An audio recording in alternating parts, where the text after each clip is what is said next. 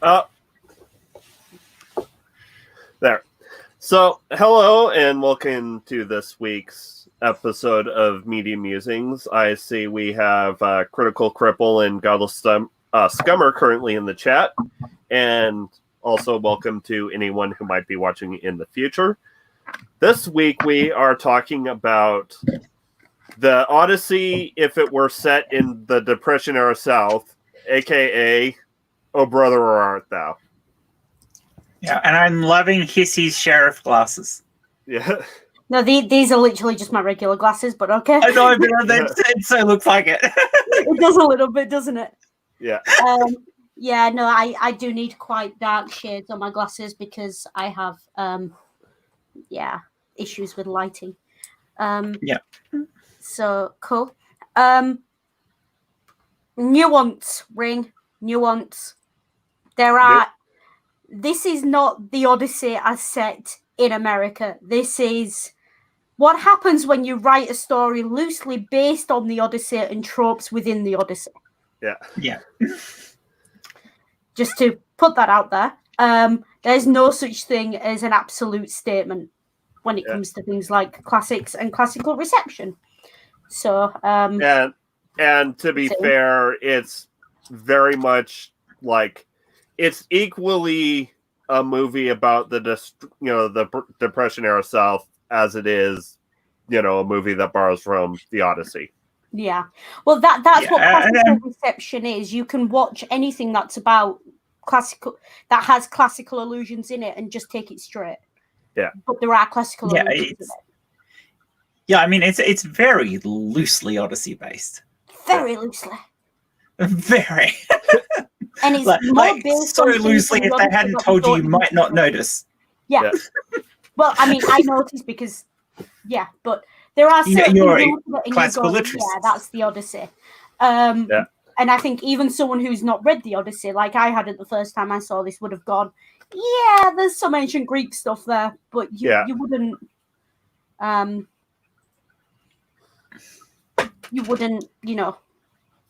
notice straight away.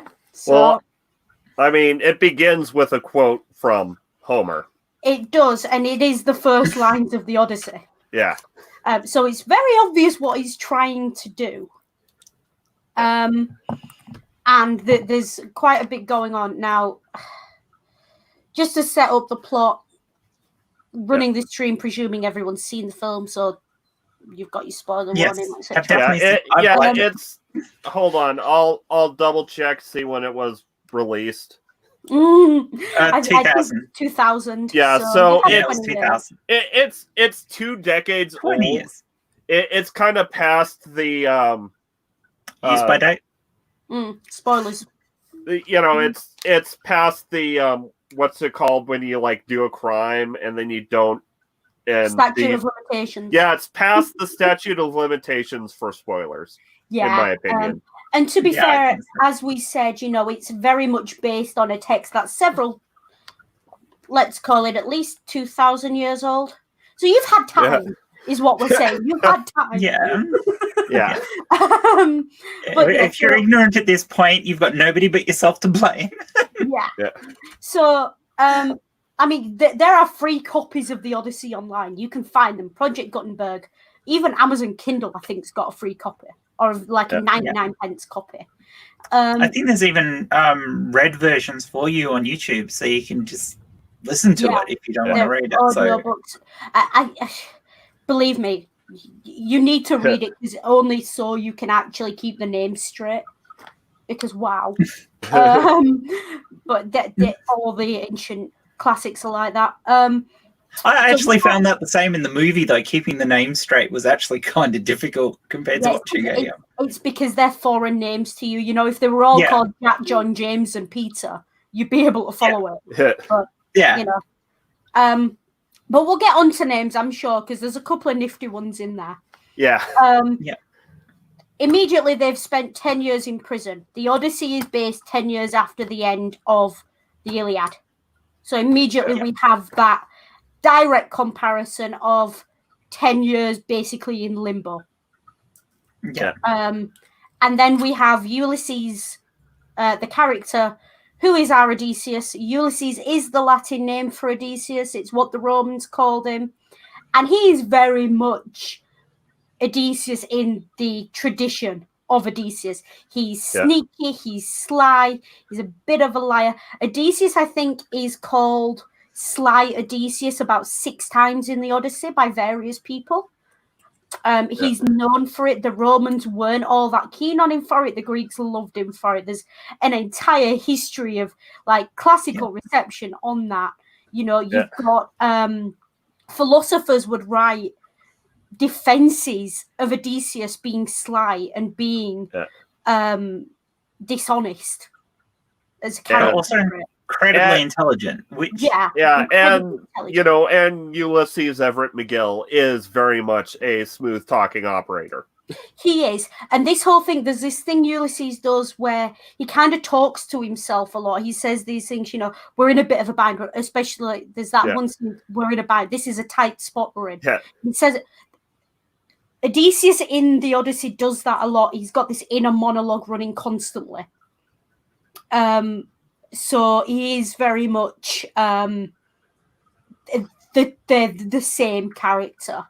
They are very much the same character. He's the linchpin that drives the comparison between these and really makes this a piece of classical reception in the tradition of classical reception.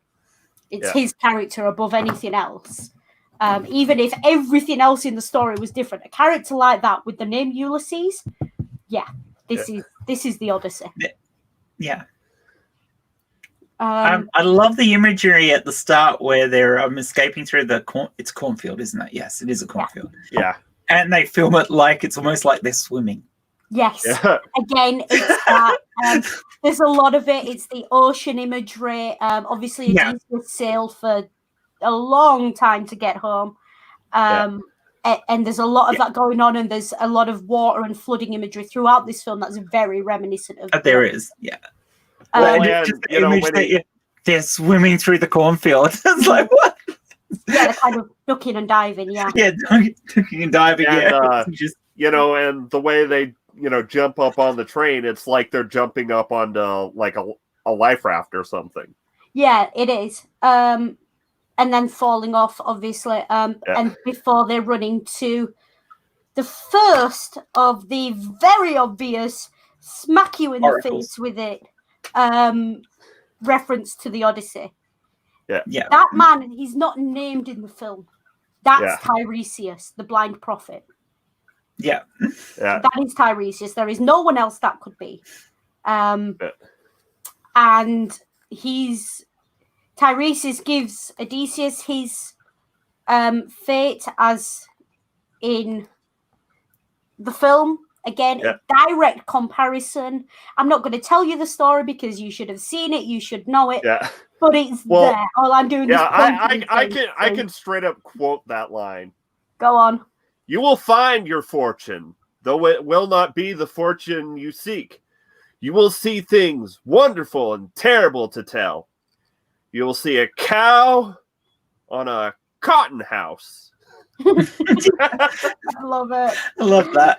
And the thing is, that is very much in the tradition of the oracles from ancient Greece and Rome, because they were all the sort of the oracle prophecies throughout sort of Greek myth and Greek legend are very much, they're the kind of thing you look at them and they sound really odd or out of place or like they don't make sense.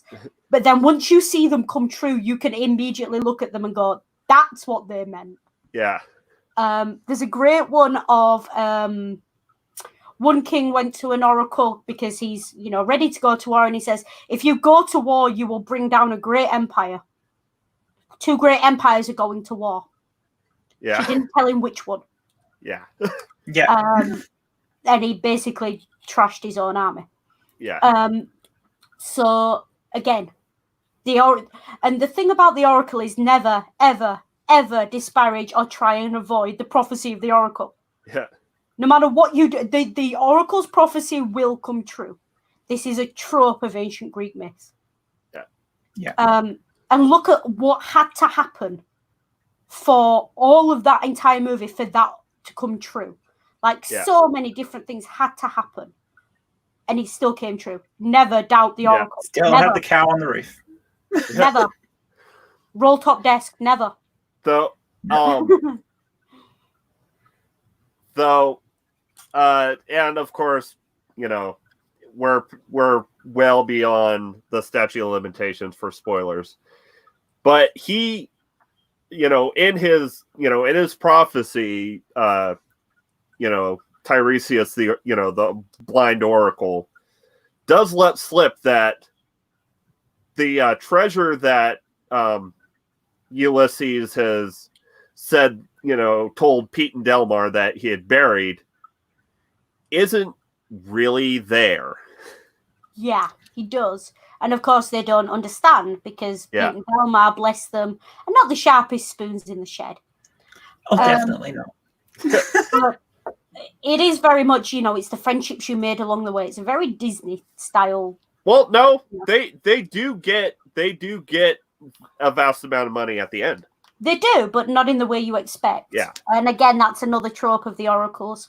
And this whole thing of Odysseus, Ulysses being very disparaging, not believing it, not having the proper piety towards the gods and towards the oracles, it's the same. It's the same in both. And he pays for that. He pays for his hubris hard in the Odyssey, and very much so that carries over into O Brother, Where Art Thou? And, another quote from the movie, quoting Ulysses, seems like I'm the only one who isn't currently affiliated. Pretty in much, spiritual manners. But believe me, there's even more reception before you even get to that point. Yeah. So they've run, and then I quite like the baptism scene. That's a direct link to the Lotus Eaters in the Odyssey. Yeah. Odysseus dismisses their power while his crew want to stay, don't want to leave, and Odysseus has to convince them to leave. As I'm saying this, you should be thinking about the film, and I shouldn't have to explain how that matches the film. Because I could be, which am I talking about? They find something that makes them feel peaceful and new and full of light, and they don't want to leave. Which one am I talking about again? But that being said, we are coming to one. What the thing about that scene is, it's got some good old "Come to the River" gospel music. Oh, it does, going in the background, and it's one of the things that makes this movie what it is how deeply the soundtrack is tied to the film itself. Yeah. And the thing is, I would have, even though there is a scene that matches it better later on, I would have still called the song playing in the background of that baptism scene something of a siren call. Yeah. Because it is very much, that's what they notice first, and it's very ethereal. You could almost darken that scene a little bit, and it could come out of any horror movie with ghosts. Yeah. Very ethereal. And again, Greek myth, it's all very ethereal, it's all very this world, and But that imagery comes across 3 times in the movie, because it comes across with the siren scene, and then later on with the KKK. Yeah. So, it does. So and once again, in a way that it is very loosely based in the Odyssey, and arguably very much more based in the culture and feel of the Depression era South, because it's also heavily Christianized, in that they are, though they don't quite know it, they've got the devil on their tail. Oh yeah. Well, actually, no, because that's more like Poseidon. There is something from the Odysseus. Poseidon took against Odysseus. Yeah. In the Odyssey, and it's Poseidon chasing him, which is why I love the final scene where he's taken out by water. Yeah. That just Yeah, icing on the cake for the receptionist it does. watching that. But I will point out, because we're kind of jumping about, Yeah. I'm sort of talking through this chronologically of the film. Yeah. The radio I think we host. should try and do that. The radio host. Did anyone else pick up on the radio host name? No, what was it? No. Homer. Oh, it was too. It was Homer. Yes. Well, no, because the reason I brought him up is because you did skip a bit. When they go see Pete's cousin. Pete's cousin, yeah. Yeah, Pete's cousin. Yeah. I skipped that because there's. I do love just the Dapper Dan Fop thing. It's just one of those jokes. It's a great, and it's again, it's the hubris of Odysseus. It's the he's a bit of a Johnny Bravo. That's what he is. So again, all perfectly in character. The scene of them being burnt out is very much more about Depression era America than anything else. There is some reference, and you could possibly call it. There is reference to ships being burnt. However, it's not in the Odyssey; it's in the Aeneid. Where the wives burn the ships because they don't want to keep traveling. And Odysseus loses several ships in the Odyssey. But the concept of being burnt out, that's more Aeneid for that. Odysseus goes through a lot, but the reason I brought up Homer again, because I was going to go back to that, is Homer gives Odysseus the opportunity to tell his story. And the entire song that they play there, that plays throughout the film, is quite literally the story of Odysseus. Man of Constant Sorrow. That song is based on as well. So it's kind of meta. Like, we're getting so deep into the multiple ways you can read this film. Is just mad. And and the fact that it is it is actually an old bluegrass song. And of course, as originally written, it's more someone alluding to Christ because Deep South, heavily Christian.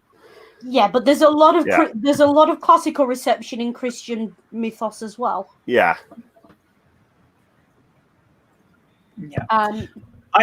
Going back to the burnout bit, I love the kid. It makes me laugh so much. I'm gonna RUNNOFT.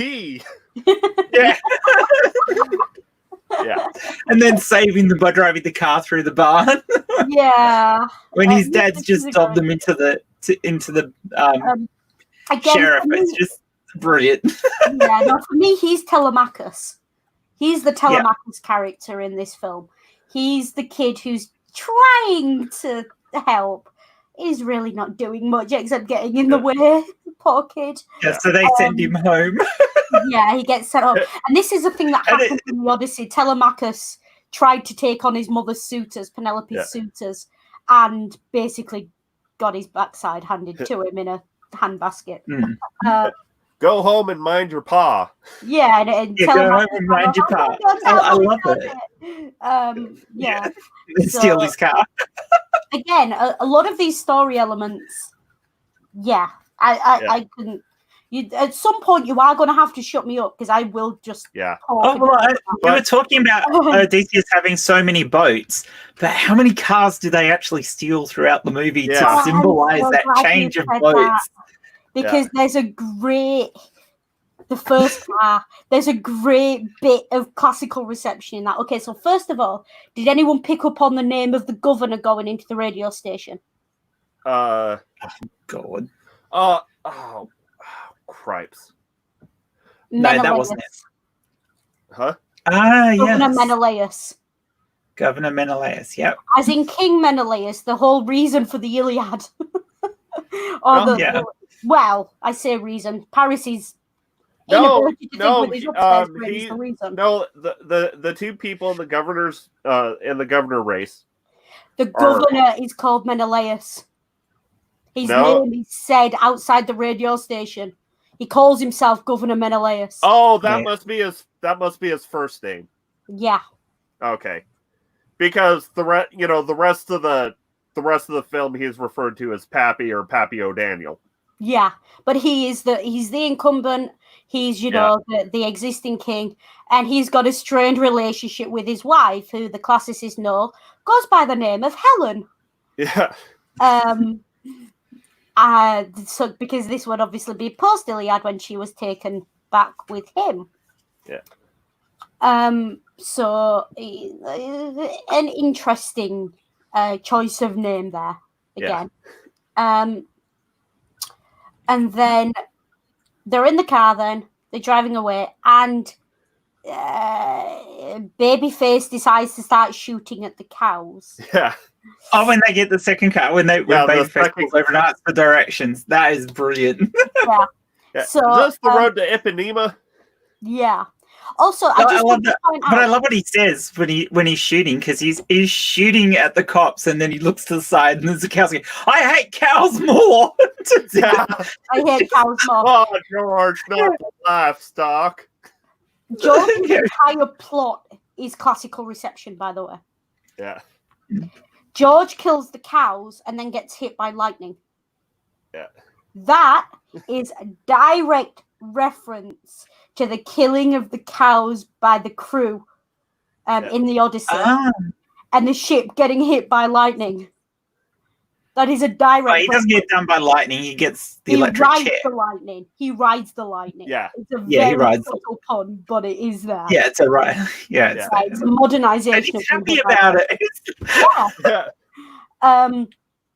So, and obviously riding the lightning, a little bit of a Green Mile reference for you there. But I looked at that and I just thought that's brilliant. That's a great way of it was a gag that took the entire movie to get there. Yeah. Yeah. No. And it kept you waiting. Like the minute he shot those cows, I was like, he's gonna get hit by lightning, something's gonna happen to him to do with electronics.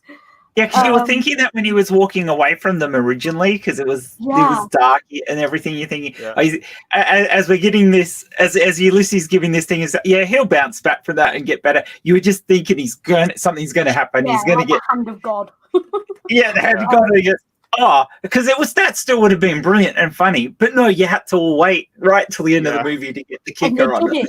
And they did it so subtly, where it's only because he says that he's going to go in the electric chair that you even know what's happening. Yeah.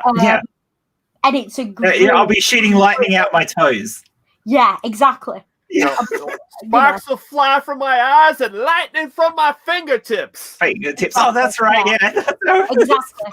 So that joke I loved, that was brilliantly done. And Ride the Lightning is also a Metallica album. Yeah. It's great. So that's your reception. Now, my next bit I'm going to go on to is the siren. So, anyone got anything to say about between there and there? Well, we are skipping over Tommy Johnson. Tommy. Because it was Tommy that had them go to the radio station. Do you know how incredibly lucky you are? Do you know what you've got in me right now? You've got a classicist. Yeah. And you've got someone who at 16 years old was such a nerd, volunteered to write a 3,000-word essay on the Robert Johnson legend. Yeah. And of course, that's what Tommy is very heavily based on. Yeah. I do like the idea of a white devil. That just amused me. Because traditionally in the Robert Johnson legend, the devil is, big hulking black man, that's how he's described. But, so it's nice that it was. And of course that's the first, clue that you get that the sheriff is more than what he seems to be. Yeah, the sheriff is definitely, if not the devil, then definitely like some sort of demon or something. Yeah. In the Christian reading of it. I like the racial inversion that Ulysses did when he's talking about who they are to Homer, because of course, Homer being blind, he goes, I don't like that black music. Well, no. Is it any of that black music? And he thinks that's a good thing. Oh yeah, we're all black except our guitarist, and of course, except for the fellow that plays the guitar. Yeah. Yeah, and they reversed it again after. Yeah. Obviously, that particular scene is problematic for a lot of reasons, not least some of the language coming out of Homer's mouth.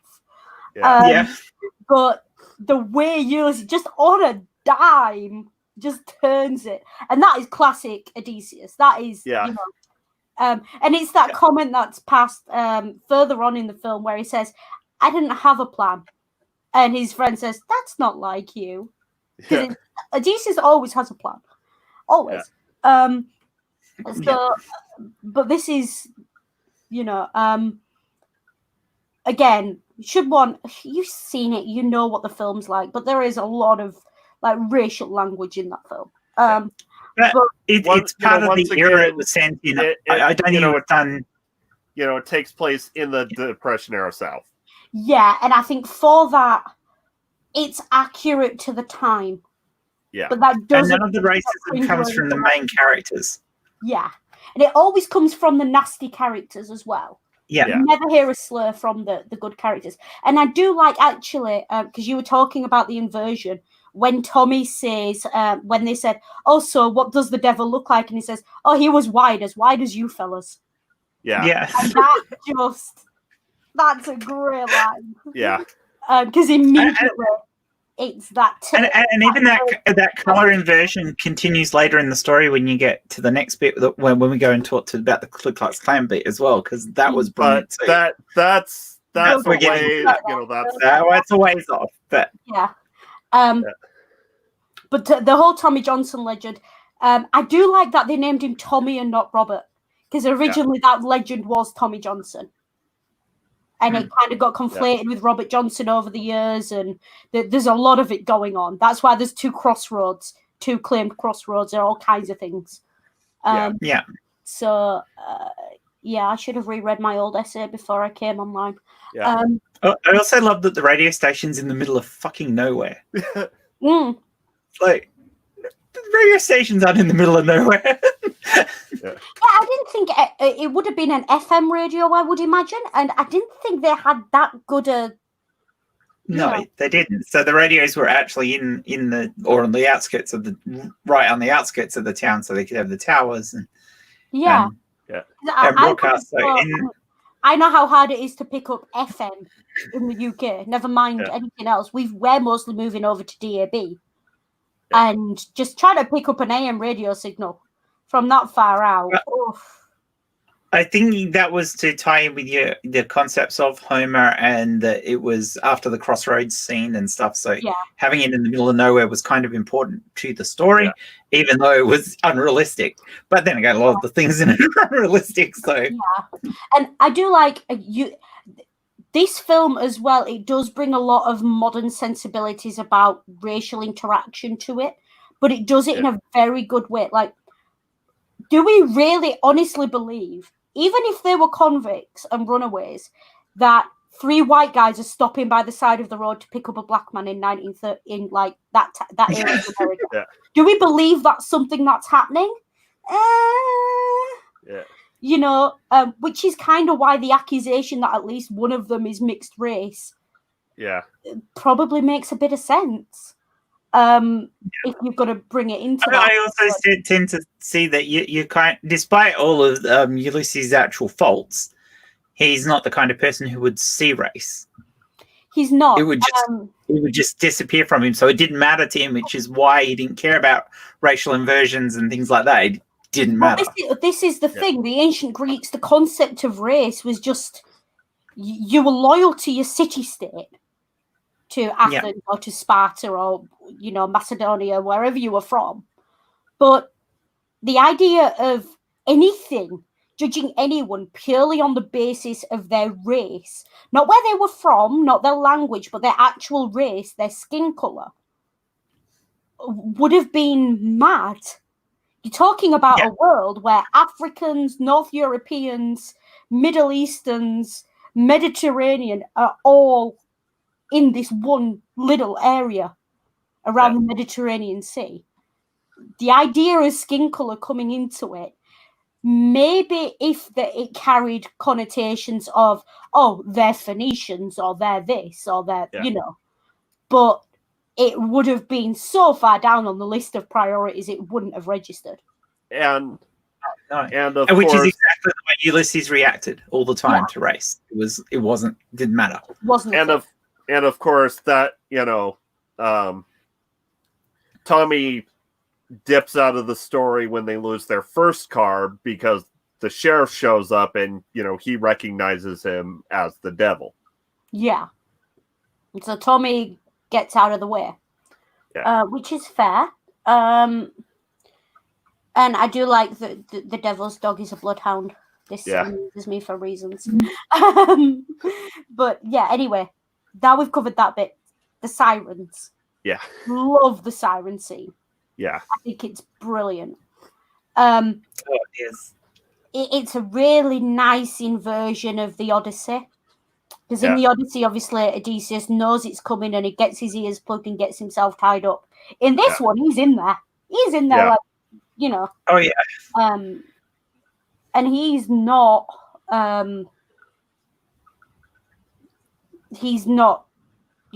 pulling away or anything. His intelligence in that scene in the film comes from his reaction afterwards. Yeah. Yeah. Which is nice. The idea of, but there's also a little bit of the Cersei in there. Yeah, I was gonna bring that up if you weren't. Yeah. That there's a little bit of Cersei in that scene because them sirens done love peed up and turned them into a hardy toad. Oh, so many levels of humor in that comment. Yeah. And the fact that Ulysses is like, no, what are you doing? Yeah, and again, Cersei was a witch. She was the kind of original Western mythic witch. Yeah. So again, it's all bound up, and it's really nice the way they brought those two together. And essentially, it's the myth of men being hostages to women. Which I now want to go back and just comment on. Hold on. No, because Dogmatics is too much of a good boy. Yeah, Dogmatics is a good boy. Yeah, good boy. But the at the beginning when they're in prison, I don't know if this translates into American. It might do into Australian. I don't know. Are either of you familiar with the slang of the old ball and chain? Yeah. Yes. Yeah. The old ball and chain being the wife. Yeah. Yeah. 10 years in prison, stuck with 10 years with Cersei, stuck with a woman. Yeah. It's there. You've got to read into it. It's a bit of a yoga stretch, but it is in there. Yeah. You can read that if you want to. How much you want to, I don't know, but that's just me. Listen, I'm coming into this from 15 years of being a fangirl. I can read that deeply into anything given half a time. Yeah. I will put things together that you will look at and go, but not me. I am a fangirl. So are we gonna say anything else about the siren scene?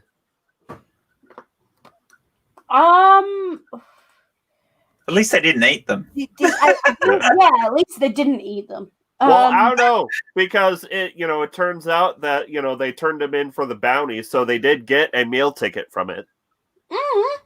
Again. So what did they turn the other two in though? Probably because they couldn't carry him all off at the same time. Yeah, that's true. Yeah. And the idea of getting drunk off the siren song and the alcohol and the, it is very, very nicely done. It's a very beautifully shot scene as well with them on the rock. And once again, you've got the almost ethereal music of that, like, that's the entire point. The siren song draws you in. You can't pulls you onto the rocks and ruins you, just like alcohol does. Yeah. And they were drinking. And they ended up on the rocks. Yeah, literally on the rocks. Yeah, exactly. See, the more you talk it through, the more just comes out. Yeah. And of course, this leads directly into Big Dan. Yeah. I have a lot to say about Big Dan. Big Dan T. The Bible salesman. Yeah. He's quite clearly the Cyclops. Yes. Definitely. I saw that straight away. He's the one blind man. He's selling something you ain't buying. Yeah. He's taking you off, and even the point that the Cyclops ate a few of Odysseus's crew. Yeah. But destroying the we're not going. This film's meant to be a comedy, so they're not going to go that dark. So destroying the frog is kind of the equivalent of. Although I was waiting for him to shove the frog in his mouth. I kind of was, but I'm glad they didn't. Gross. This ain't nothing but a damn gross. toad. What they do These things give you warts. Squish. Yeah, and the thing is, if he'd done it as the action, like he'd bit the frog's head off or something like that. Though I mean, there is allusions to it. How messily he eats the picnic lunch. Yeah. Just throwing the bones away. Yeah. Again, it's the classic Cyclops, and the thing is, he's very and that's what it is. And there's this whole concept in ancient Greek myth, in ancient Greek culture in general, of hospitality. Yeah. Xenia. I think it's pronounced Xenia. Xenia. Yeah. Something like that. It's spelled Xenia. It's this concept of the guest-host relationship. Yeah. So, and Odysseus always expects this to be upheld. He has his own worldview, and the worldview is you treat your guests right, and as a guest, you treat your host right. Yeah. So when Big Dan turns that on its head, much like the Cyclops did in the original Odyssey, he's confused. He's caught off guard, and he takes a beating for it. Yeah. And it is very much that is ripped straight out of the Odyssey, like close on, Yeah, when it turns out that he wasn't gonna get him into his Bible pyramid scheme, he was just gonna straight up mug them. Yeah, and the thing is, even after he's watched his own people be, like his own friend take a beating, he's still, I don't get it. Slap on the head. He still didn't get it. It's like one of the best. It's so contrary to his worldview. Well, it's also one of the best slapstick moments of the movie. It's like, I don't get it, Big Dan. Wham! Yeah. But again, it's this idea that the concept that he could possibly have met someone who is not going to honor that guest-host relationship is completely beyond his comprehension. He just doesn't get it. That's not something he's familiar with. And that's very much from the Odyssey. Yeah, which also really makes sense in the context of the movie because, you learn that he didn't get locked away for, a robbery or something. He got locked away for practicing dentistry without a license. Practicing law without a license. He was thinking about going into dentistry. Yeah. And the thing is, again, practicing law without a license, being a solicitor, being clever with his words, being able to twist the truth. This is all classic Odysseus. Yeah. Odysseus the lawyer is very much a... but, it's scripted. my point is, in the context of the film, he was scamming the system within the system. Mm. And the thing is, he was... but he was never violent towards people. Yeah. He never attacked, he's very rarely violent until it's absolutely called for. in defense of his wife, in defense of his family, in defense of his home, in defense of his friends. That's when he gets violent. Yeah. Otherwise, he uses his brains. Yeah. And that's Odysseus all over. I love the fact that at the end of the Cyclops thing, they lose another boat or car. Mm-hmm. Yeah. So many. Yeah. So many cars. Yeah. And that is, I don't want to know how many actual boats Odysseus went through. I've read the Odyssey through once and then studied around it and things. The Odyssey is one of those books, unless you actually adore it, it's very difficult to read through it multiple times. Yeah. So hats off to anyone who's done that. Even if you're reading different translations, it just the story gets so repetitive because everywhere he goes, everyone he meets, he tells his story again. And the thing is, Man of Constant Sorrow plays throughout this film, and that's what that's an allusion to. And everyone's looking to buy that album by these Soggy Bottom Boys. Mm-hmm. Yeah, Soggy Bottom Boys. And it's while he's on the run trying to get to the treasure before the reservoir gets put in. In the background of the fit, in the background, everyone's going mad for the music, for his story. Everyone wants to hear the story of Odysseus. Yeah. In the Aeneid, we see it again. Aeneas literally gets invited into the court of Dido on the basis that he's got this story to tell. Yeah. That's why he's invited in. And it's like Odysseus has it as well. Like he's invited to the Thracians, to all these different places, just because they want to hear his war stories. Yeah. The sacking of Troy, the Trojan War is a huge story. It's the equivalent of it's kind of culturally how Americans were sort of known, and it's a bit cringeworthy. But Americans or even British after the Second World War, soldier comes back and everyone wants to buy him a drink and hear his war stories. It's that. That's what it is. Oh, and also, I just realized this right now. The name of the band is another, shipwreck reference. Yeah. The Soggy Bottom Boys. Yeah. It is. So again, it permeates this film. Now, I say all of this, and I'm still going to go back to the very first thing I said on this stream. That does not make this film an Odyssey story. Yeah. Doesn't. There is a line. While we're actually talking about him being clever and everything, I want to go back to something with the when they record their album at the radio, their song at the radio station. How initially he describes there being 4 of them, and at the end, when he's asked for the signatures, suddenly there's 5, but the last of them can't sign their name because they can't read or write. It's going to be an X. Yeah. So they can get the extra $10 for the person who wasn't even there. Yeah. Yeah. Merton Aloysius is going to have to sign an X, seeing as how he can't read or write. Right. Yeah. I just love that. Yeah, that's a great little.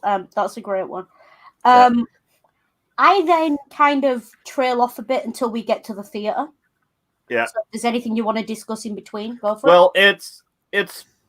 Actually, it does go pretty much straight from the Cyclops to. I mean, we do have that brief scene of Pete in jail.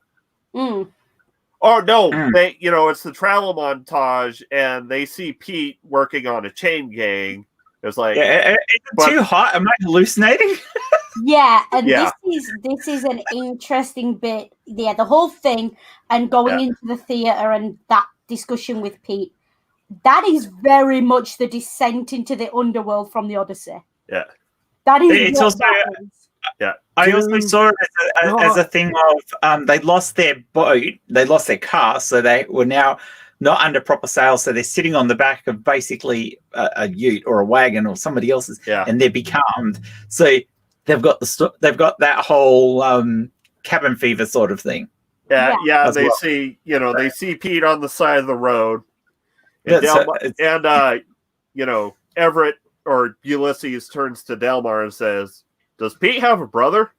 Yeah. Yeah. And again, it's that Odysseus has a dream that he has to go into the underworld. Yeah. That's the point of. Then when they Yeah. get to the theater, that's definitely the underworld.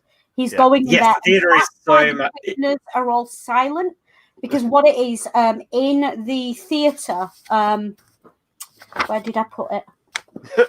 So yeah, in the underworld, you've got the discussion with the dead. Yeah. And you've got within the Odyssey, there are very few characters who are dead who are actually particularly verbose. Yeah. You've got Achilles, Ajax, Agamemnon, and Odysseus' mother. The only dead characters who speak. And yet it's described that they are surrounded by shades in the underworld. And it's very much that, in a room full of other prisoners, he's the only one who speaks. Yeah. He's the dead character. And that's what that's called. And it also the conversation though is brilliant. Yeah. And again, it's that you was communicating a toad. Communicating with the dead is difficult, Yeah. It's one of those. Yeah. Also, I just want to point out, because we've not said it yet, did anyone spot Ulysses' hometown? No. No. Ithaca. It was actually called Ithaca. Nice. Brilliant. Yeah. His actual hometown, he's going to Ithaca, which is, you couldn't make that. Well, clearly someone made that up. I did make it up. That's smacking me. Hold on. I'm going to check. See if there's actually an Ithaca, Mississippi. Mm-hmm. I think there is. I think there's a couple of Ithacas in the US. Well, let's see.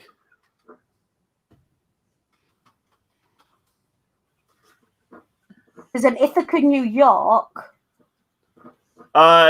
No, but yeah, looks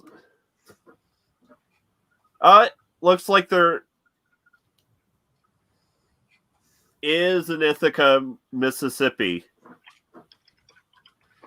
Or possibly. Yep, there is an Ithaca, Mississippi. Yep, there's that works. And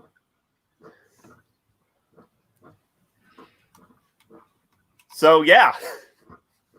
Tony just told you in the chat because he's got family there. Yep. So again, and of course, I'm sorry, Tony, I didn't see that because I was Googling. Yeah, no, it's probably a tiny little place, which again is a tiny little place in the middle of nowhere. That's exactly what Ithaca was. He was the king of this tiny little rock in the middle of nowhere that no one really gave much of a toot about. Yeah. But he was a king and therefore he was there. So we've got the right, let's see. Everyone wants to hear the song story. I've done that. And we want to discuss the clan next. And if we're going in the order of the movie, so next they, break Pete out, and then Ulysses encounters his wife. Now, breaking Pete out. They're very lucky they didn't get caught or Pete didn't trip up at the last second. Yeah.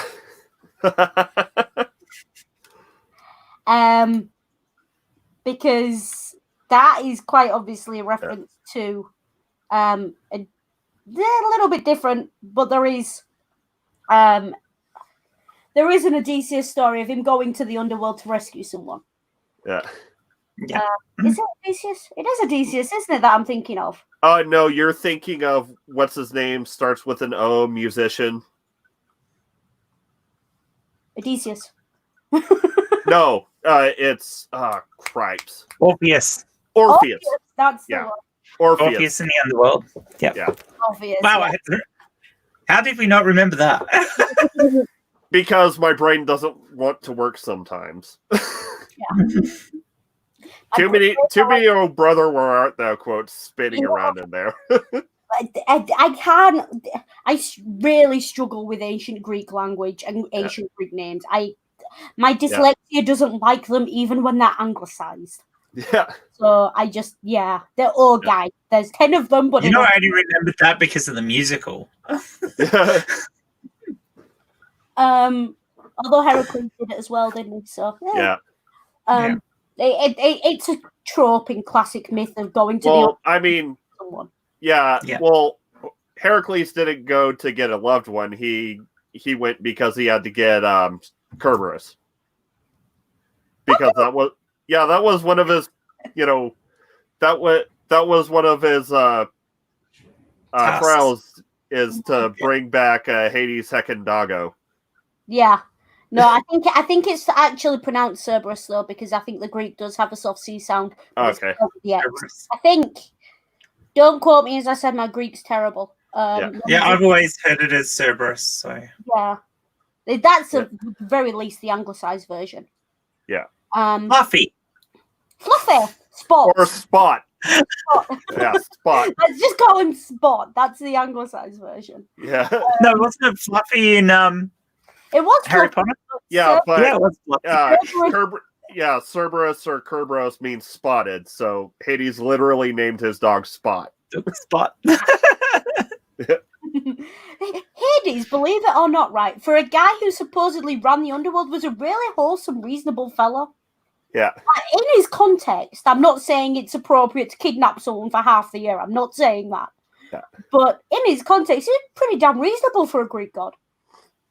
I mean, of the three brothers, Zeus, Hades, and Poseidon, Hades is the one you kind of want, to interact with, because he's the one who's least likely to, seriously fuck you up. Yeah. But yeah. Anyway, on we go to So next, Ulysses runs, sees his daughters performing at the campaign and meets his wife and his wife's suitor. Yeah. I just love the kids though. The kids were awesome. Yeah, he's awesome. And they do. He's got prospects. He's bona fide. Yeah, he's bona fide. But the idea that Odysseus was probably dead was definitely a theme that permeated his court before he arrived back. Telemachus going out and meeting him and running into him before he came home. Again, it's a thing that happened. Yeah. Even to the point of Ulysses, a little bit later on, dressing up pretty much as a kind of a beggar. Again, that's Odysseus. And that is actually coming up. It is. Yeah. But before we get to that, the fight with the suitor. Yeah. That's a bit of an inversion, because I feel like that's more supposed to be the Telemachus scene. Yeah. With Telemachus trying to take on the suitors and losing. Yeah. But that's given to Ulysses in the film. Which is reasonable because Ulysses has 3 daughters. Yeah. So, and they're all under 10 by the looks of them. So not the kind of kids that you expect. But they can't all be under 10 because he went to prison, didn't he? So, for 10 years. Well. Well, of course, he was hit by a train. He was hit by he was hit by a train. Yeah. Conjugal visits. Yeah. But it Well, it also seems to be, a bit of an inversion where, the wife is very much going to, get married, while in the Odyssey she was, stolen. Stupidly loyal to Odysseus. She was. Yeah. Like, she was 10 years picking and unpicking a bleeding death shroud. Really? Like, wow. Just, yeah.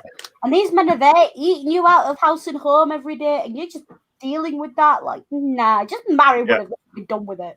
Yeah. I'm sorry, Rig, if you ever go missing for 10 years, word, I'm not waiting that long. But I can't sew for a start. Yeah. So That's a requirement to wait. meanwhile she in the movie, she tells her kids that he was hit by a train, and then hooks up with the suitor.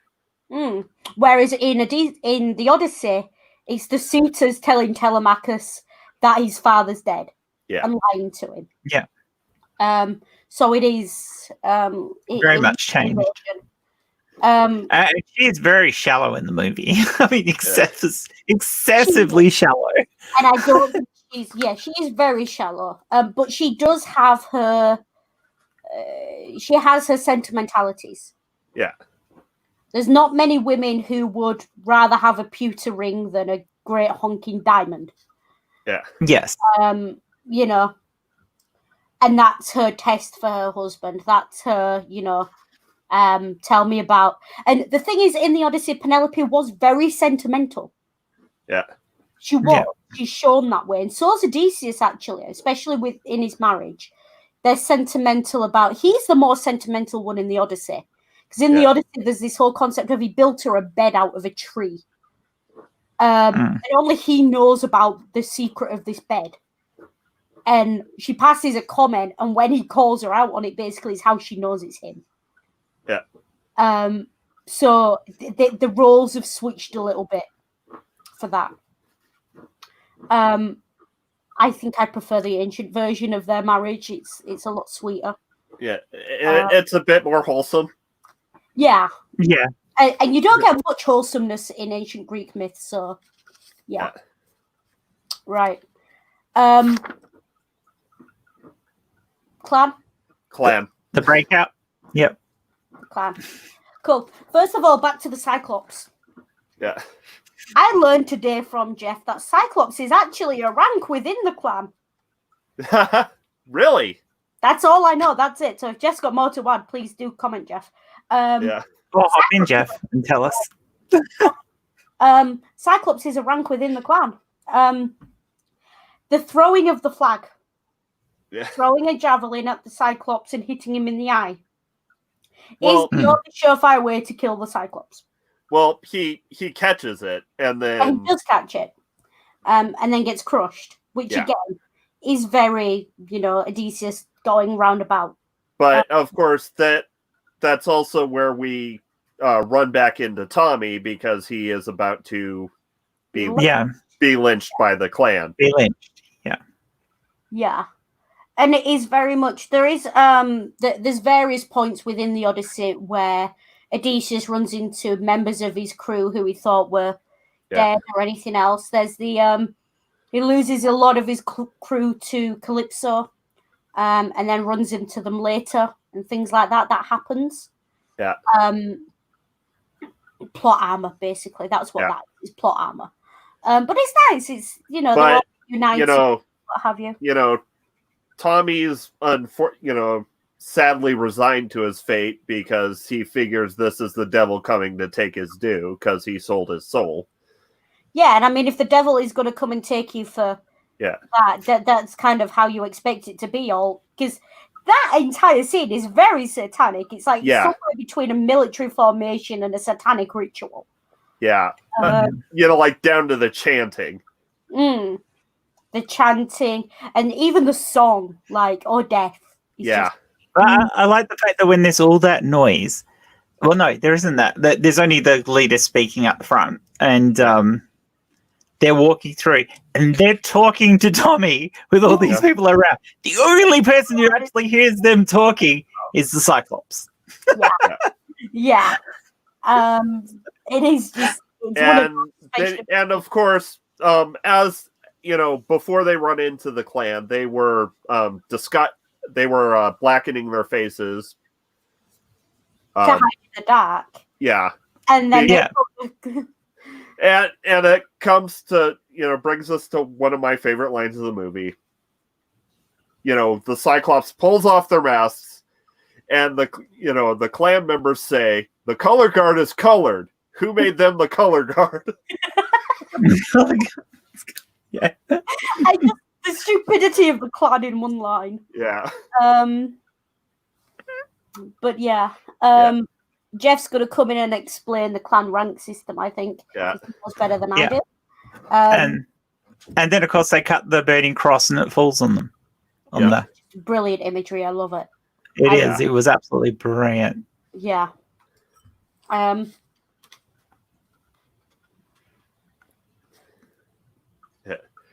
entire scene was just absolutely amazing. Yeah. Yeah, so the Cyclops actually in the Odyssey killed 2 of Odysseus's men, smashed their heads against rocks and ate them. Yeah. So it's a lot closer to the original than it's there. It's Polyphemus for anyone who wants to look at it. Polyphemus. Why did I mix those 2 letters up? Dyslexia. Polyphemus. Yeah. And let's see how I'm trying to. Yeah. So Odysseus basically pushed a red hot timber into Polyphemus's eye, and was to which Polyphemus was blinded. Nobody blinded me. Yeah. So that's kind of, I think, what the whole flag thing was going on about.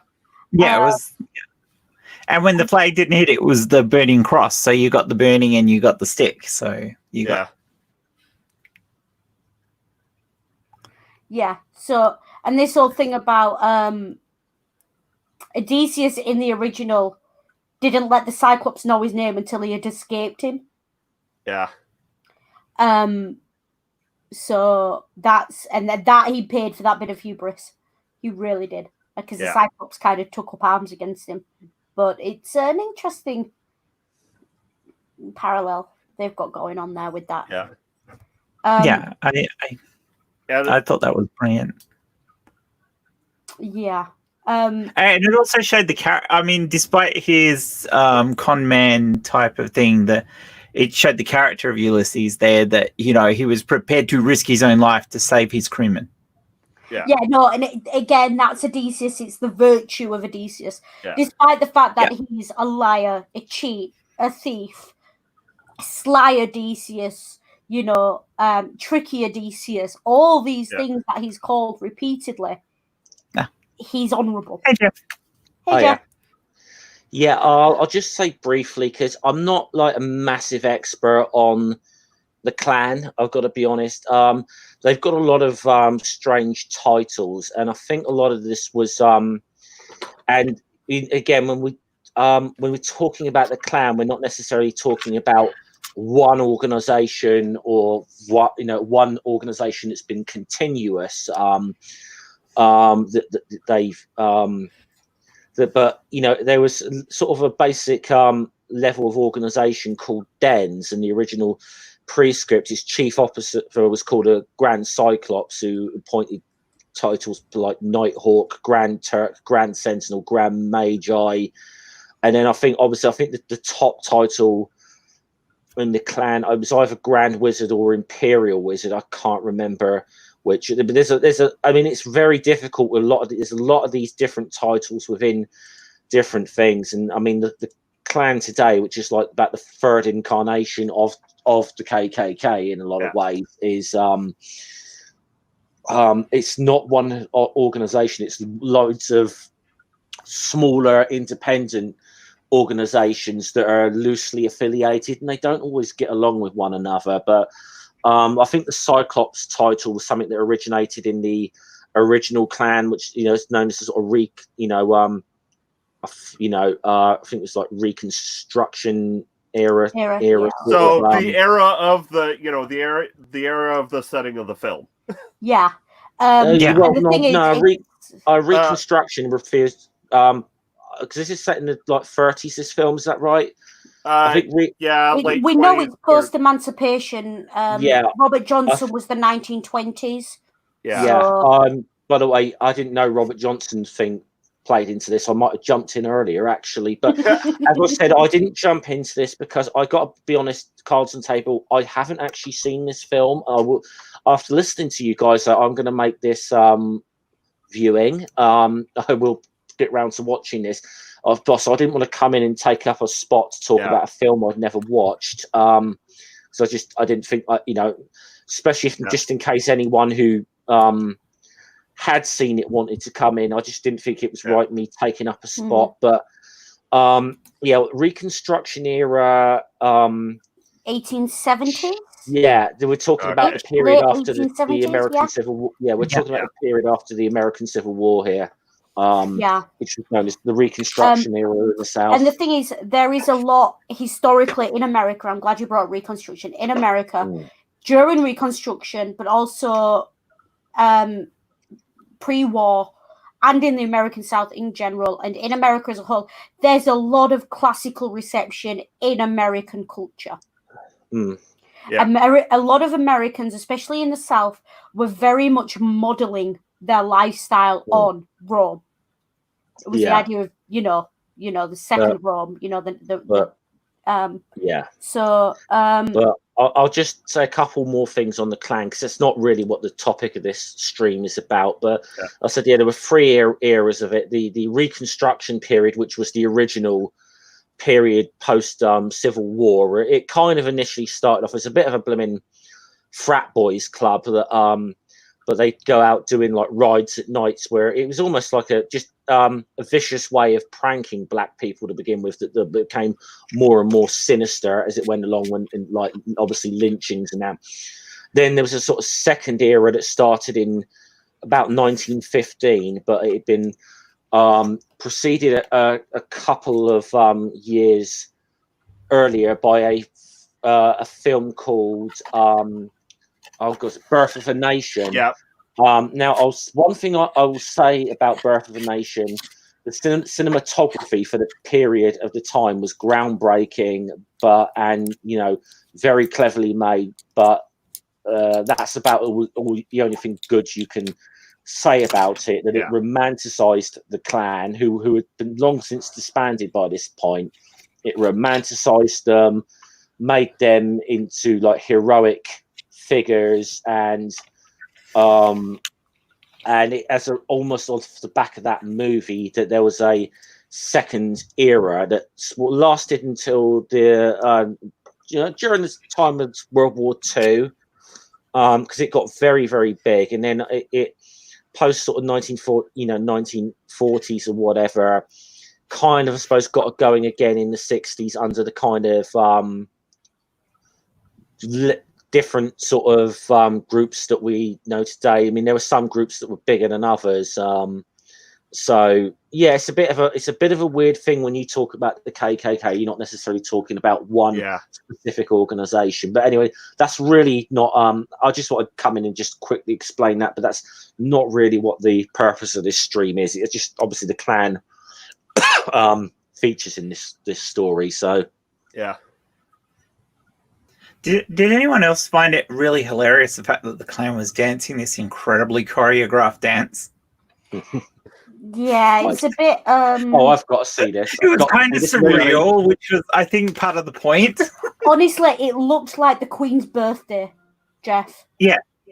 It looked like, you were waiting for one of them to faint and be carried off. It was that choreographed. Yeah. And that's sorry, for those who don't know what I'm talking about, in Britain, the Queen's birthday every year, there's a massive parade that ends in the Queen's Guard. Basically, it goes on for like an hour and a half of just. It was almost like Morris dancing, wasn't it? Yeah, it's formation after formation after formation, and it's mad. And it was and that scene, being pretty much just like lit with torchlight, gives it a very like hellish underworld kind of atmosphere. It's very much, these are not especially with the chanting that they're doing, and the dancing around. There is an entire, even beyond looking at it from a Greek myth point of view, there's an entire separate stream on the Christian undertones of this film. Yeah. Oh, yeah. I've avoided that completely, but there is a lot there. Saving Tommy was also perhaps in that sense a another point to the escaping from the underworld. Sorry, I'm just going to drop and come back in because everyone around me is roboting, which generally tells me if everyone else is, then it's problems on my end. So I'll just drop and come back in. Fair enough. But yeah, so there's a lot of Christian stuff, and this is something that happens in classical reception a lot. Pagan deities or pre-Christian deities, if you like, get conflated with evil and the devil, which is why we have the sheriff who is Poseidon, but is also quite clearly the Christian devil. That happens. You know, the idea of then you've got the clan who are clearly demonic, and there's no sort of classical equivalent to that that I've spotted. Or that I know of. Although if there is, feel free. And yet, stories of the underworld are adapted into Christianity from the pagan tradition, anyway. So that's and the line from the clan, which I just found hilarious, when he says when he's talking about what their traditions are, and one of them says that we're descended from monkeys. Yeah, and them smart ass folks says we come descended from monkeys. And I just it's very clearly putting them on the wrong side of history for every possible point. And rightly so. I am not going to sit here and claim that anything that makes the clan even vaguely sympathetic is a good thing. So rightly so, right on. But yeah, there's no. I can't think of anything where they are that. Off the top of my head, in the Odyssey, I didn't write anything down of how it might be a reference to the Odyssey, so I'm not. Other than the whole Cyclops. Underworld sort of thing again. So I just respond to something quickly. Tony's said in the chat. I've got my what he puts in the chat. I've got to be honest. I've not actually heard that term before, Tony. So I'll do some checking into that. My understanding was that they were largely that they kind of came out of the largely defunct Sons of Malta fraternity, which was more like a bit of a I don't know, poor man's Freemason imitator as far as I know. But sorry, I don't want to turn this into a whole blooming like history of the blooming KKK. We're starting to move out of that into the beggar scene. Yeah, the beggars, or what passes for the beggar scene in Oh Brother Where Art Thou, where they dress up like something like friggin' ZZ Top. Yeah. It's like... They do, don't they? Yeah. But I think that also was to highlight the change in, because you didn't see that. His wife recognized him as soon as he walked into the thing. Yeah. But when he comes to her inside with the beard on and everything, she doesn't know who he is.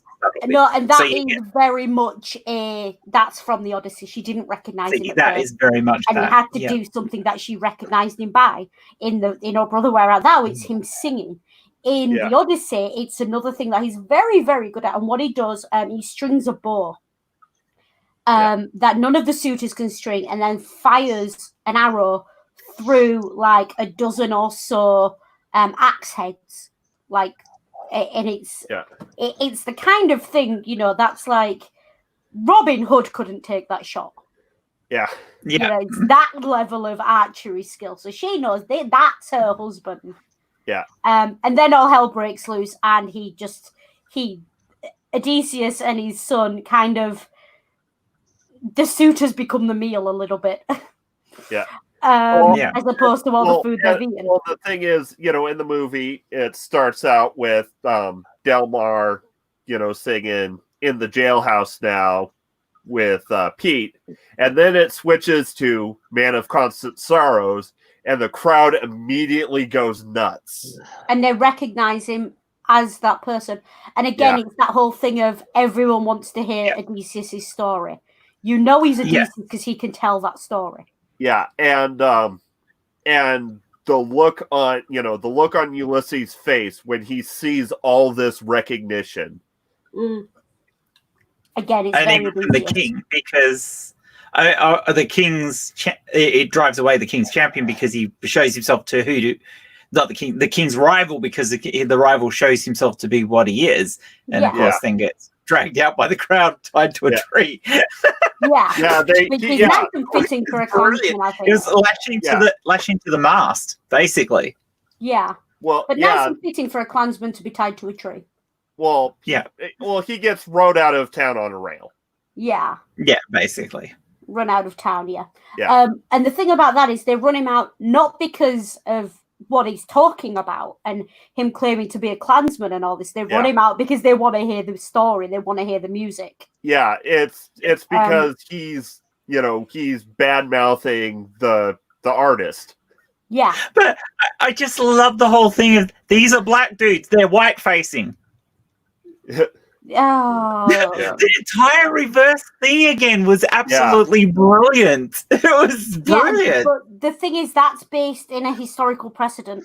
That's based in the one drop rule in America. Yeah. Isn't that based in like the history of like minstrel, the minstrel tradition, as they called it then?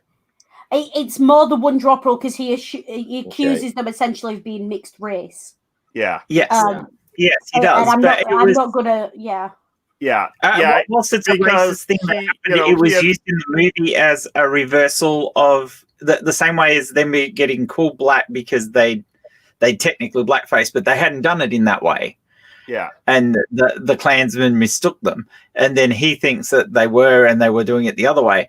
Was that whole thing of race didn't mean anything to Ulysses, and there was that reversal of race again. Well, and then, Menelaus O'Daniel says, folks don't mind that they're integrated.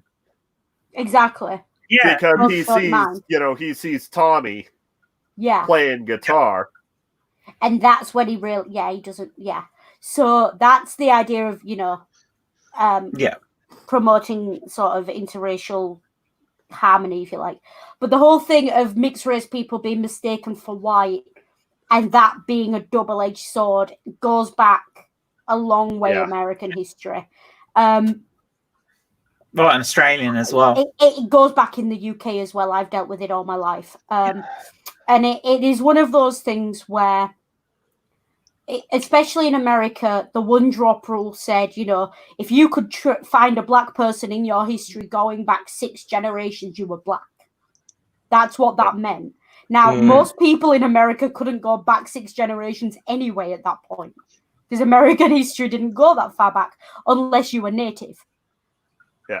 So this is the level of racism we're talking about. You had to be native or real early settlers to get to 6 generations, I'd have thought. Yeah. And the thing is, the early settlers were sort of Spanish and Dutch, and they weren't pure white. Yeah. I say in inverted commas because but it was very much that was the point he was making. So when he's looking at them and calling them mixed race and saying that they are that in the hopes of turning the crowd on them, that's a historical point being made. Yeah. Yeah. That's a very pointed. The crowd turns against him because they want to hear Ulysses, but it's also from a message of the movie, they're talking against him because of his attitude as well. I didn't take that from it. I don't think they are. I did. I do not think they are taking that from them, because if you notice, Tommy is always at the back. Yeah. And the white guys are at the front, Tommy's at the back, and the people care more about the music than they do about the race issue. That's the only thing. It's just mob mentality. It's not that, you can't see what colour the guy on the radio is. That's all that is. Yeah. I don't take any sort of deeper thing. People are magically not racist. Well, and the thing is, with the whole... No, I didn't take it that way, that they just... which actually kind of goes into the governor race subplot that we kind of skip past because it doesn't quite tie into the Odyssey allegory. Yeah, and the thing is, no, it doesn't. But the opposition, the new this reform candidate, the way he's framed is very interesting, because he's framed as the worst kind of bigot. Yeah. He takes people. I think and I'm sorry if I get this wrong. I think the PC term is, or the accepted term is, small people. Yeah. Or the or little person. Yeah, the little person, the small people, and puts him on show like he's some sort of circus act. Yeah, he's a member of the uses clan. him as using him as a prop because he's the servant of the little man.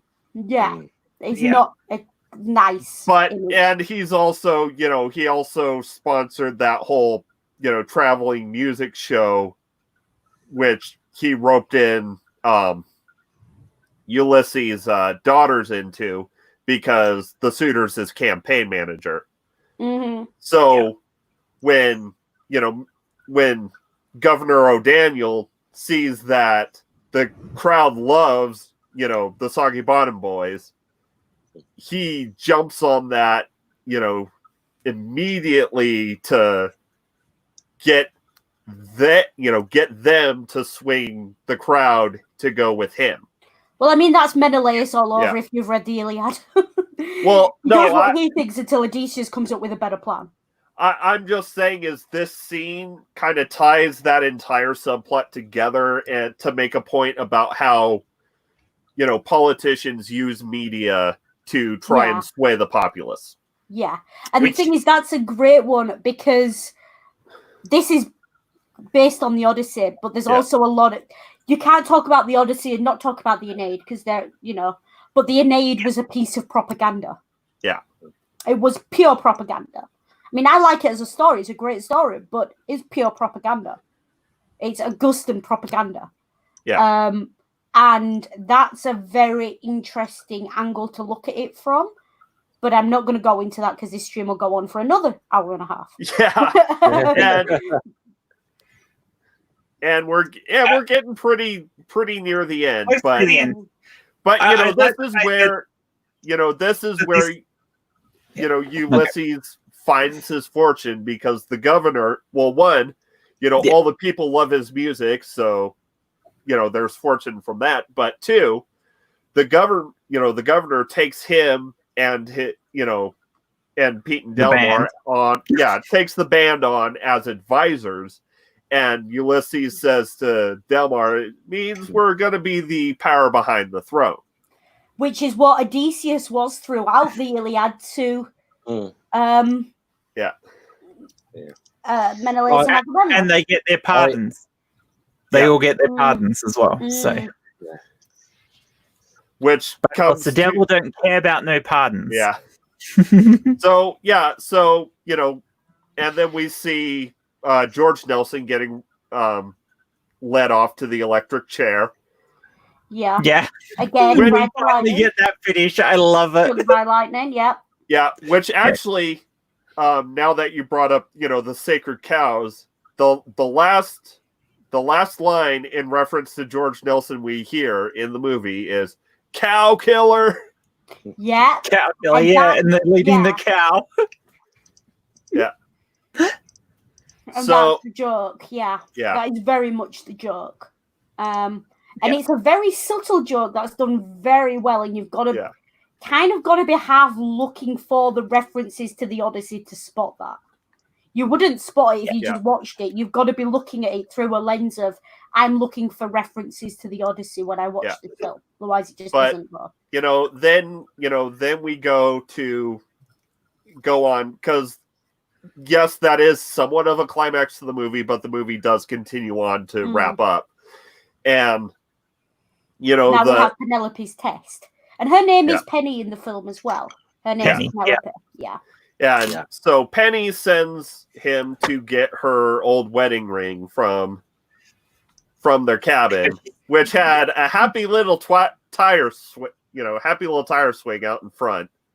But, and again, this is the thing throughout the Odyssey. Odysseus does remember Ithaca through rose-tinted glasses and remembers it as this sort of idyllic place throughout the Odyssey. Yeah, but of course they approach the house and where's the happy little tire swing? Because the devil had caught up to them, and devil wants his due. Yeah. So I don't care that you've got a pardon. We don't have wireless out here. Yeah, we don't have we don't have no radio. And Yeah, then he's like, and then once again, Ulysses is, this ain't the law. Yeah, no, it's because again, it's Odysseus is very much about the law and the rules is rules. Another great line is the devil's the devil's rebuttal is, the law is a human institution. Exactly. Yes. And the thing is, the whole point, a lot of what happened in the Odyssey, Poseidon was kind of gunning for Odysseus. Yeah. And it had to be Zeus who basically told Poseidon, sit down and shut up. Yeah. Draw a line under it. Brings us to how that scene ends, which is brilliantly done. Yeah. The slow trickle of water when he's down on his knees praying for their lives. And that's another reference to the Odyssey. That's another one. Yeah. So Odysseus doesn't get help from the gods until he accepts their help. And they show up a lot, but he doesn't show them the proper respect. And it's only when he's down on his luck and he's about to lose everything, the last of his crew, his ship, everything, and he's got no other hope, he turns to the gods and the gods answer him in the Odyssey. And that's what's happening in this scene. And it's the moment with the Odyssey of, the gods will answer, but they want their respect first. And a big sorry. Oh no, I was just going to say something very, and I think this could probably be another stream in itself, so it's not won't go too far into this, but I've always seen certain elements of the Odyssey as a story that also delves into the idea of being, of mortality and immortality in a lot of ways. Yeah, and I think probably if there is a sort of message to the end of it, that ultimately Odysseus, chooses mortality, chooses the sort of, or even the simplest form of immortality to carry on through his family in the sun. I'm so glad you came up with that, because that's something that's explored in the Iliad through Achilles as well. Very well. Because there, like you brought up the things of him meeting all those figures in the Iliad in the underworld, and obviously, what was Achilles fighting for in the Iliad other than his own reputation, his own fame and reputation? And then you see that scene in the Odyssey. It's almost like it means nothing when I'm here. I'm in the underworld. That reputation means nothing. That obviously, bear in mind that it's quite a considerable part at the time of the Odyssey set. He spends with Calypso, who offers him immortality.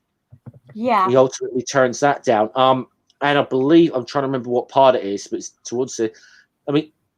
He competes in the Olympic Games, and winning an event in the Olympic Games gave you a certain sense of fame and immortality in ancient Greece. And I think the story of it ultimately is Odysseus choosing the more simple. The thing is, Odysseus goes back to where he was. You've got to remember, as part of Odysseus's hero's journey, Jen, because I know you're interested in this, right at the beginning of the Odyssey, he chose his family over his reputation. And it was only because he was forced to go that he went in the first place, which ties nicely with Ulysses being taken to prison and being forced away and then trying to get back. So it is very much that story again. The character is very much based in the myth. Yeah. Yes. I'd say people looking into. Obviously, you could read the Odyssey, or from point of view of the Odyssey. Now, there's a series at the moment I've got to get caught up on. And that's a Greek. It's on Channel 5 in the UK at the moment, called Greek Odyssey with Bettany Hughes. Where I think she's kind of somewhat recreating. Now I've got to get caught up on that series, but generally, Hirsi's probably familiar with her. Most of the documentaries she puts out about ancient Greece are pretty good. Can I cut in? I stan Bettany Hughes. Bettany Hughes, for me, The only like Bettany Hughes and Mary Beard are like, yeah. To me, I probably ever so slightly probably rate Bettany Hughes higher because she's more accessible for the layperson.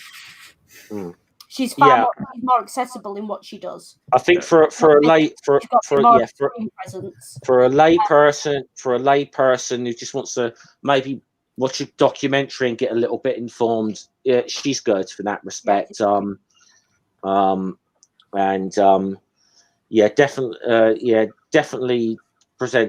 Definitely makes better programs than a lot of the so-called history documentaries we see. That is not to say anything against Mary Beard. I love Mary Beard. I tweeted. I like Mary Beard as well. Actually, I like Mary Beard as well. For 3 days when Mary Beard replied to my Twitter. I totally fangirled for like 3 days. When I slate his TV historians, generally the first person I'm thinking about is David Starkey, to be honest. So let's stop talking about anyways. And I don't. By the way, Rick, just say, don't know if you caught my comment earlier. I actually sailed to Ithaca, and it took me a lot less time than Odysseus. Odysseus didn't have a navigator. Odysseus also didn't start out from Kefalonia, which isn't that far away. So but they probably used the same sort of navigation that the early Jews did, when they were going up the coast from. To be fair, by that time in history, the Greeks had a fairly accurate navigation system, so I don't know what Odysseus was playing at. I think he was just like, he decided this was going to be his extended like bachelor party before he went home. There is always, you could always argue that the gods were kind of messing with him as well. So Poseidon definitely. Like, for instance, map of the Mediterranean to make that journey happen. Never mind anything else. How many ships did he go through? I'm also what I've seen of it. Ithaca is a lovely place. It's actually a very it's sometimes probably it's easy to Google it under the name of Bucky, which is probably there. But anyway, how long did it take them in the movie for him to get home? It was like they were talking about a year, weren't they? At one point. No, it took them like 6 days. Yeah, because he had 6 days. Actually, this brings us back away, full circle from our tangent, because they had a ticking time clock throughout the entire movie, and as Ulysses is kneeling and praying, the trickles start, and a massive wave of water washes over everything, because they had to get there by a certain time because the government was putting in a reservoir. Yeah, the dam. Yep. And again, it's the water imagery, it's the danger of water, it's Poseidon coming after him, getting in his way. Yeah. I'm now going to ask you a question, Hissy. What on earth was the imagery of the hair gel? Well, the hair. Because I'm guessing there was something in the name of the type, but for the life of me, I couldn't think of it. Dapper Dan. Dapper Dan. It's not so much imagery. It's not direct imagery. It's another aspect of Odysseus and his hubris and his vanity. I don't want fuck. God damn it! I'm a Dapper Dan man. Yeah. Odysseus is a very vain character. Odysseus has got far more care for consent than Zeus, but you can see those two as drinking buddies. Like, on a bachelor party, no one survives. So, the Valley floods, they survive by clinging to bits of furniture, to coffins. Because they had their graves already dug for them. But, But Tommy's got the bureau. Yeah. And what are you writing, Tommy? Roll top desk. But anyways, so but I'm trying to make a point here. Yeah, sorry. So, Ulysses starts trying to brush off this seemingly, supernatural intervention by saying, "Oh, I told you that they were, going to blow a dam and turn this whole valley into a reservoir." And then he looks and he sees the cow on the cotton house. Yeah. Yeah. And the thing is with that, Odysseus again does that. Yeah. When the gods help him, he tries to wave it off and then he can't. Yeah. Because it's too obvious. So he is very much. These two characters they're the same character.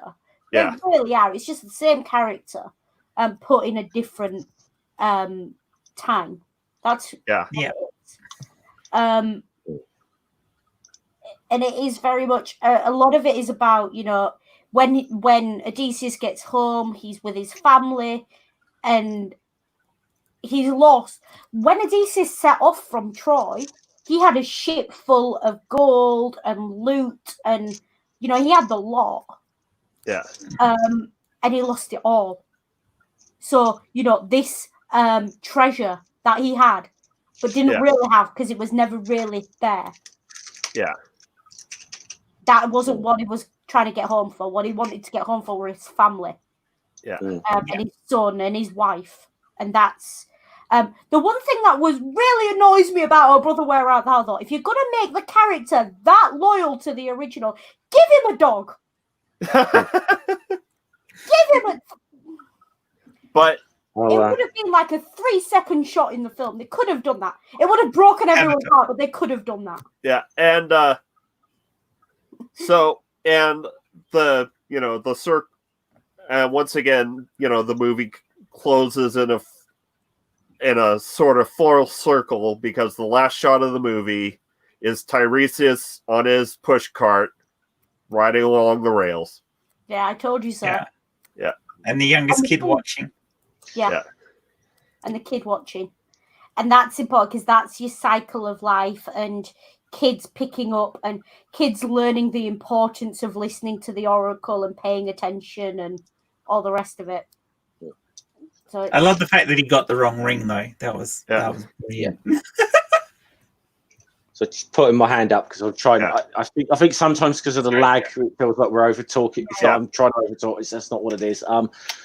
I definitely I've made a decision. I'm going to watch this film because there's been a lot of different adaptations, like television and film or whatever, of this story. Yeah. But I think this, from what I've heard, this sounds like the most unique one of them all. Yeah. It's really good. I got to admit, I never saw the film Ulysses Gaze, which was in the 90s, which was which was set during the Balkan War or whatever, which was has apparently had some elements of the Odyssey. I think I mentioned earlier that I was of an age when the popular children's cartoon was called Ulysses 31, which is dated as hell. Dated as hell now. Ulysses. That's the one. Yeah, soaring through the galaxies. That's the one. Yeah, but that's the one. Yeah, I remember. But yeah, so yeah, that's showing our age there. We're sure, which was like a children's cartoon, but set in a more like a space opera kind of way, like in a science fiction kind of setting to it. Yeah. But most of the other adaptations have been straight adaptations from. Yeah, I will say, if you're interested in either the Iliad or the Odyssey, please don't watch Troy and take it as given. It's terrible. Troy. It's horrible. Yeah, I'm not horrible a big fan adaptation. Of that film. There is only one scene in that film that is redeemable, and that's the scene with Achilles and Menelaus the night after Hector dies. That is the only redeemable. Sorry, not Menelaus. Who's the king of Troy? Sorry, it's not Menelaus. Priam. That's the one. Yeah. Too many names in my head right now. Yeah.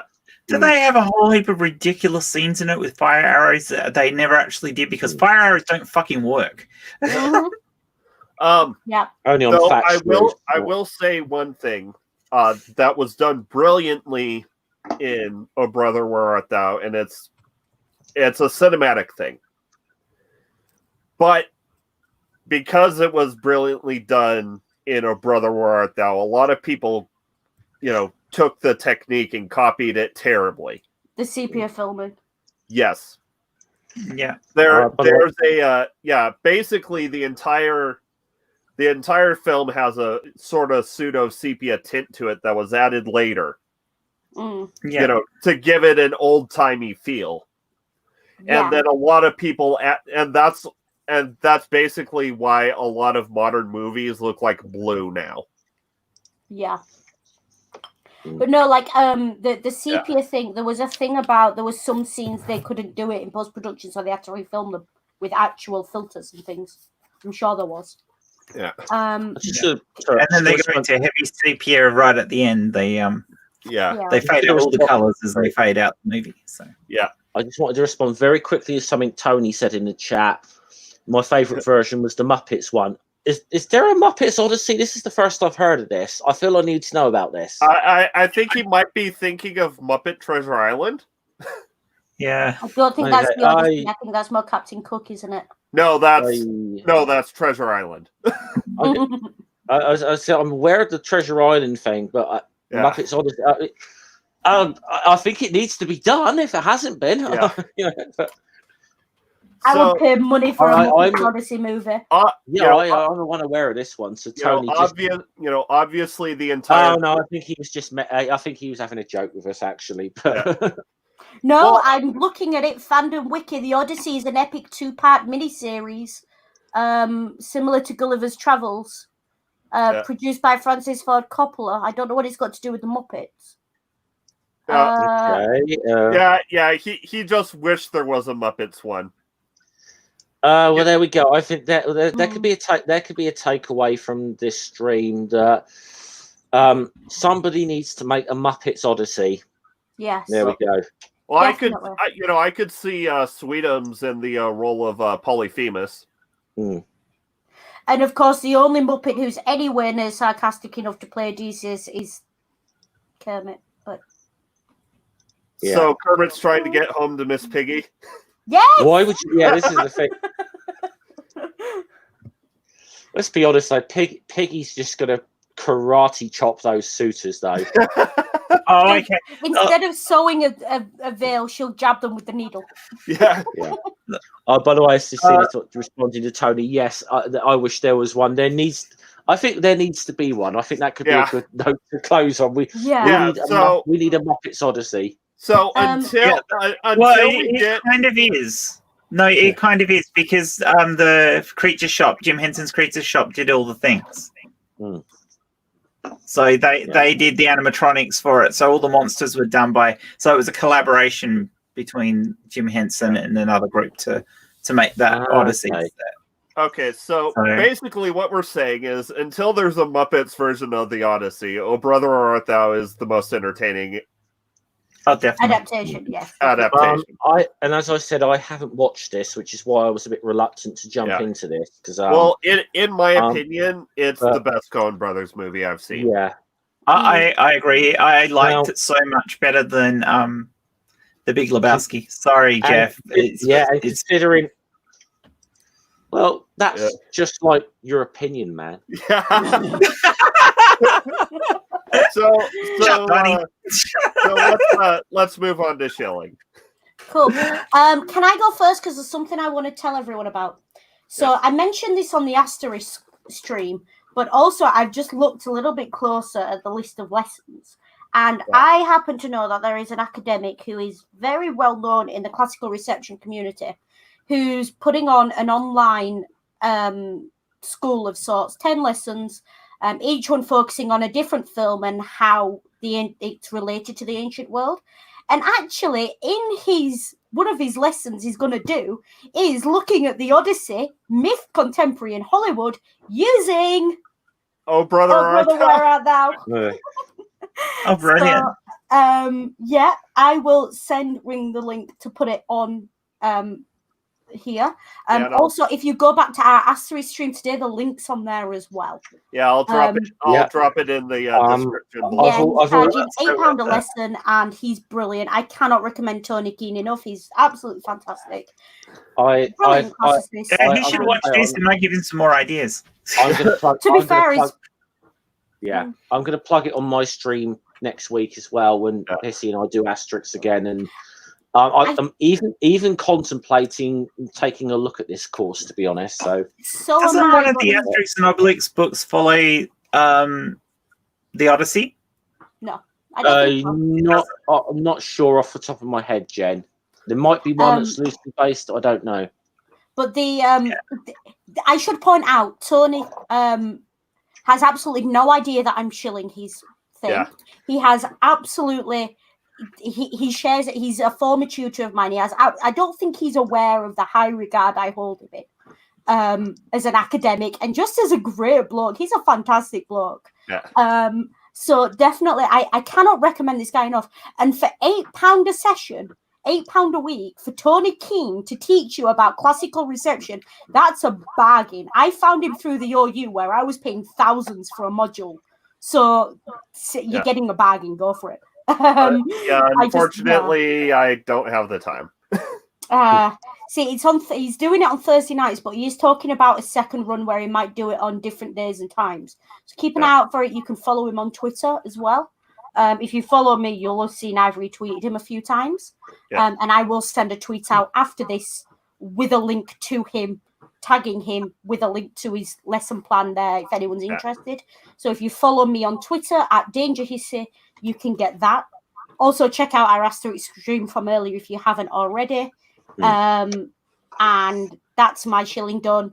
Other than sort of at the minute, as usual with me, I'm saying Black Lives Matter, Trans Lives Matter, Black Trans Lives Matter. Keep fighting. Yeah. And yay for the death of Glenna. Yeah. Oh, by the way, did you watch our stream earlier, Jen? That's kind of how I closed. We were like, I know it was. I heard it. Goodbye, farewell, adieu, off of Twitter, Glenna. I mean, what a great couple of weeks to lose Linehan and Katie Hopkins within the space of 2 weeks off of Twitter. What a shit month it has kind of been for trans people. That is such a nice note to end the month on. What a great way to end Pride. No, I think the funniest note to end it off on is the fact that he then tried to get onto Mumsnet as a platform. Oh, that was brilliant! I love that. But so, anyways, to show myself out. Okay. The only thing I've got scheduled coming up in the next week is obviously next Sunday. I'll be with Hissy again, and we're going to be doing Asterix and the Chieftain's Shield. We need to Hissy and I need to obviously sort a time out for that one, but that will be coming. I got a couple of streams in the past week that I'm quite proud of the way they turned out. Where just under a week ago, I had Les Fruitbat Carter from the band Carter, the Unstoppable Sex Machine, on my channel. His band headlined Glastonbury in the early 90s, and he ended up getting himself banned from Glastonbury for a quite interesting reason that he had a fallout with the organizer over, which he goes into detail about, and it's just I think feeling that the spirit of the festival has gotten away from its original purpose kind of thing. So that was good. And then just one from a couple of days ago, I had Grumpy Old Dude, aka Ed, on my channel along with Mama Atheist, and they had a quite obviously those who are not familiar with Grumpy Old Dude, he is a former white supremacist that now speaks out against white supremacy and hate groups and that. But we had a very interesting conversation, I feel, which sometimes when you just had these free phone calls and you're coming up with something good. That was so I'm please check them out. But myself and Hissy with the Asterix thing next week, and I actually think those streams might be some of the more underrated ones in the community right now. Those Asterix. Oh yeah, definitely. Oh, yeah. They are my favorite. They're the thing I look forward to every week from everyone. Oh yeah. I mean, I love doing this show, and other people's. I love doing Friday Night 6-Pack, but as far as things I watch, the thing I look forward to is your asterisks. But you guys doing those are brilliant. Don't make me blush, Jen. True though, I really look forward to it, and it's good too because I can. I don't necessarily have to watch it, because I have read the books before. What I love is listening to you guys talk about it. Yeah. So if I've got something else to do, I can listen to it whilst I'm doing my other thing, and it's brilliant. So sometimes I'm not chatting, but I am always listening. Although I missed the start of it tonight, which was unfortunate, but I was doing stuff with my daughter, so. No, that's fair. We realise people are listening. That's why I do tend to read out messages and stuff when we're on there. And so, Jen, got anything coming up? Yeah, I'm interviewing Godless Granny and Robin 11 p.m. Eastern Standard Time US, so God knows you guys will be asleep in the UK, won't you? Yeah. You Sorry. wish. But it was I the don't best sleep. time. It was actually the best time for her because she's central, so it's 10 p.m. minutes after she's finished everything, and it was the best time for Robin as well. So it Didn't work. That'll Didn't be work good. out that way.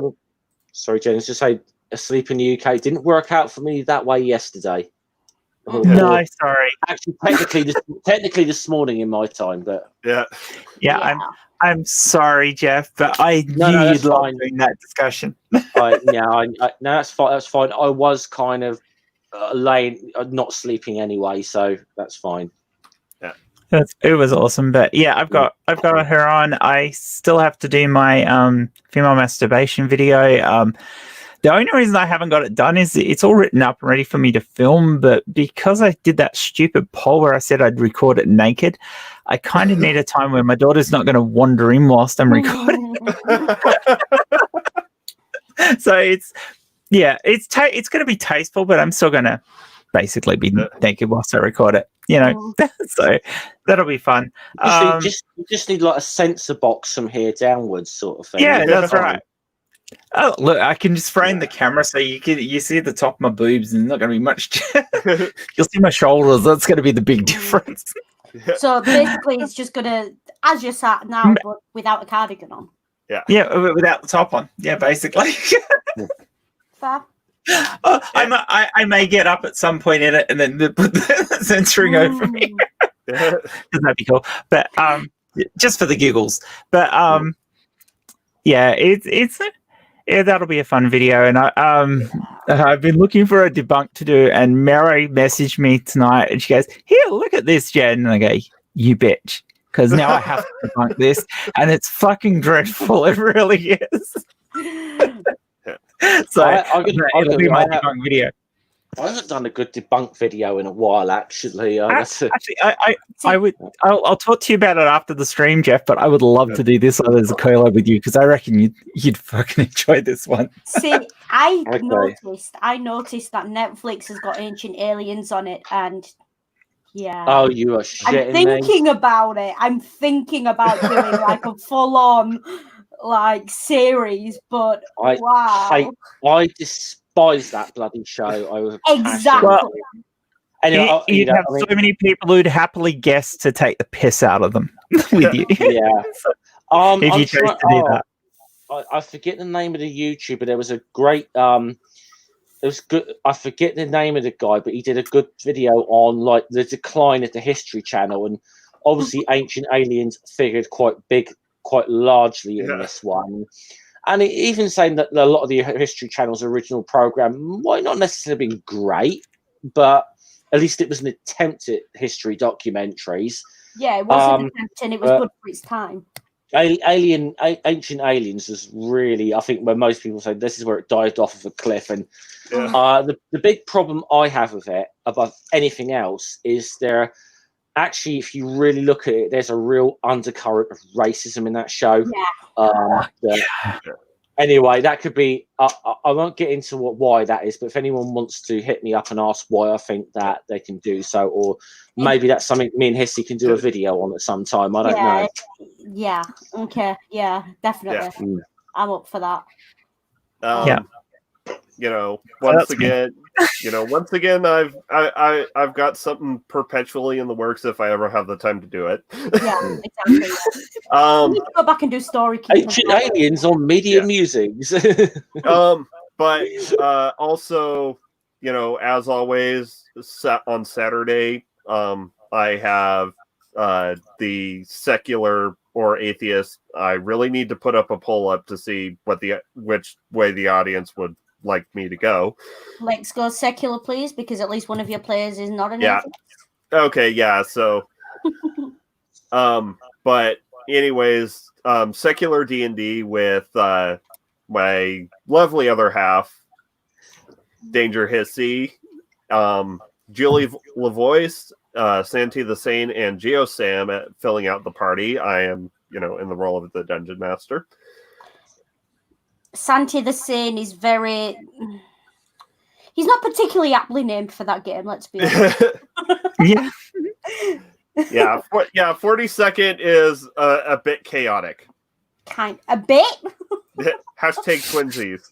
Twinsies! And then next week is Media Musings. I currently do not have a topic, but for the week afterwards, I'm either doing the Dresden Files or Les Mis, and then the week after that, I'm doing the other one.